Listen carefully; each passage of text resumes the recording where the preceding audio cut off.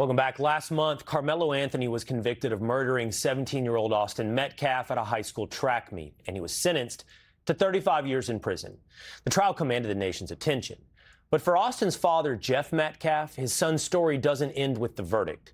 He's determined to ensure his son's legacy lives on, creating scholarships in Austin's name and taking a message of de-escalation to communities across the country. I spoke with Austin's father, Jeff Metcalf, and community organizer Bruce Carter about their organization. Here's our conversation. So, Jeff, it's good to see you again. Tell me what's going on and why. Well, the last time I was here, we talked a lot, and there was a thought that was going around in my mind of what I wanted to do. I want to take this tragedy and turn it into a national message and mission to regulate and help young kids stay in control of their emotions and be able to make a real change in this world. So what I've done with the help of Dr. Carter here, I have started a nonprofit foundation called the Austin Metcalf Foundation, AMF. This is going to be our logo. And I want to go around and speak to the youth, whether it be at churches, high schools, college campuses, whatever speaking events, and spread the word so we can try to save lives. Well, you told me something, Jeff, just a moment ago before we came on air. You said, Austin's death is not going to be in vain, and his death has given you purpose. Yes, sir. To be honest, I've been floundering for a year, wondering where God was going to take me. And I read a book a long time ago, Purpose-Driven Life, and by Rick Warren, and I actually had to pull it back out because I started thinking about the content and what is my purpose. I could go get a job, but that's not fulfilling. So for me, now I'm driven with a mission and a purpose. So I feel when I wake up every day, I'm excited about what I'm going to do. Hopefully, I can save lives. I can make a change, and I can spread the word and make awareness for other people and other parents and other kids so this situation doesn't occur again. Because there's no way, no parent in the world should ever feel the pain that includes watching your child pass away or be taken from you. Tell us about this relationship. Bruce, how did you meet Mr. Metcalf? I was at a press conference. I happened to be in town, and I got an email about a press conference. At this time, I was unaware of the incident, so I was totally oblivious. And I showed up at the press conference, and I was just standing around observing, and Jeff was there. I just saw a man in a sling. He never said anything to anyone, but they delayed the press conference. And this is the Dominique Alexander press conference after Austin's murder. And they ultimately, asked him to leave. And I was alerted by media that that was the father of the young man who had died. So I went out and said, listen, I don't know enough about it, but call me if you just ever want to talk to someone. And that night, his house got swatted, and he called me. And so we just continued to talk. I tried to encourage him and, let him know he had his other son to live for, how important it was as a father, having been in that pain. And we maintained that relationship. And through the year and 3-4 months, whatever it was, even during the court, I'm letting him know your words have power. Watch what you say. Be careful. At the end of the day, and then I ask him, what are you going to do next? How are you going to live through this moment? Because going to the grave it's not going to help you if that's all you do. And he called me 2 weeks ago, and I was on Preston heading to a church, and he said, man, I'm ready. I want to get this foundation started. When you help me form it, because I sit on the board of several organizations now, some here in Dallas and some in other cities. And I said, yeah. So it went from forming, having informed it, understanding how a board works, to being on the board. And tell me the purpose of the Austin Metcalf Foundation. I know that, Jeff, you used the word a moment ago, de-escalation. What we talked about is this, and I said, because I have stuff that I do nationally to work with kids on their emotions. He said, Bruce, I want to take my son's death and show them what can happen. If you don't have the ability to control your emotions, someone can die, lose their life, or someone can go to prison. And he's one of the best people to tell the story right now, unfortunately.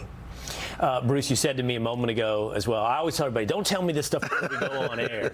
I want you to tell me when we're on air. You said to me a moment ago, Bruce, come Monday, you said thanks to me, you're going to be one of the most hated men in America. Well, when Jeff asked me to be on the board, I gave him what, you know, I'm just a straight up guy. I said, listen, you know that I'm on newscast saying that I thought Carmelo should have got, you know, manslaughter 10 to 15 years. I understand why he got 35, but this is what I thought. I said, so that won't change. Are you sure you want me on the board? He said, yes, because I trust you. He said, I need you to help me, mentor me, so I can make this right. But what I was telling you was there are people who will be upset that as a black man in America that I'm sitting with Jeff because it doesn't fit the narrative. You know, people have wanted to make Jeff a racist. Well, there's things that we've been through that lets me know he's not a racist. When we are doing some videos, everyone in the house is black other than Jeff, so we dominate his house.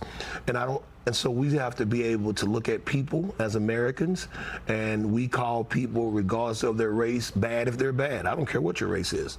But we're in a place now where emotions are high, and people are listening to misinformation, and they're making judgments. So yeah, I know they're gonna call me a coon, Uncle Tom, traitor, all these things, but I've been called that before. I've even been called a white supremacist, so you know, I know people just say what they say.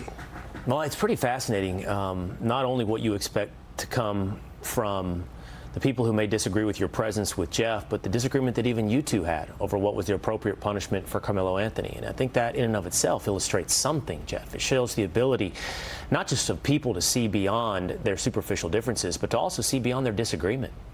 Yeah, I mean, it's real simple. I can agree to disagree.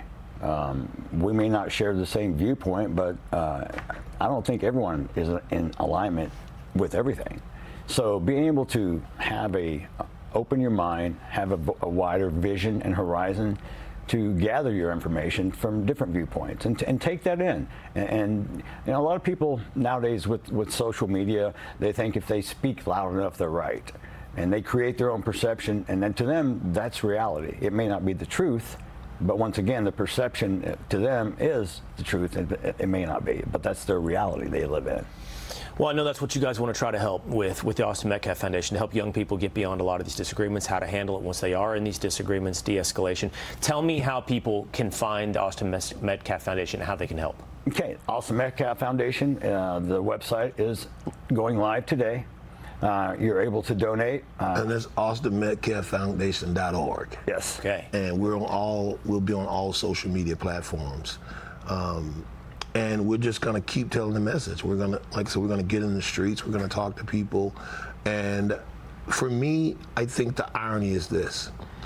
The vast majority of the individuals that I believe will benefit most will be those living in some of the urban cores, because they're riled up. You know, life is tough, things are not happening. And so for the people that have an issue, for me, the foundation is a blessing because it allows more awareness to happen and to put something behind just the talk. He, every day, has to live through the fact that somebody couldn't say, I don't care about this, it's not worth it. Okay. And so hopefully his message is more powerful than my message because he lives it as a father. Well, Jeff and Bruce, thank you for sharing it here with us here today first. We continue to keep your family in our thoughts and prayers, and I'm glad to see that this is something that you've given thought to, that gives you some sense of purpose, and you can bring, as you said, something out of the death of Austin. Thank you. Thank you, Will. Thank you for your time. Thank you for having us. Once again, yeah, love you, Austin. Hey everyone, I'm Emily Campagno. Catch me and my co-hosts Harris Faulkner and Kaylee McEnany on Outnumbered every weekday at 12 p.m. Eastern, or set your DVR. Also, don't forget to subscribe to the Fox News YouTube page for daily highlights.